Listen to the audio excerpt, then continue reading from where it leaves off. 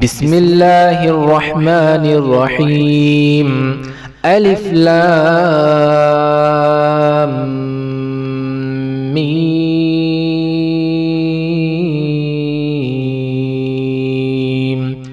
ذلك الكتاب لا ريب فيه هدى للمتقين الذين يؤمنون بالغيب ويقيمون الصلاة ومما رزقناهم ينفقون والذين يؤمنون بما أنزل إليك وما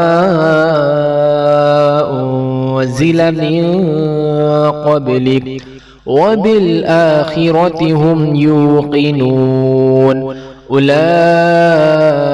على هدى من ربهم وأولئك هم المفلحون.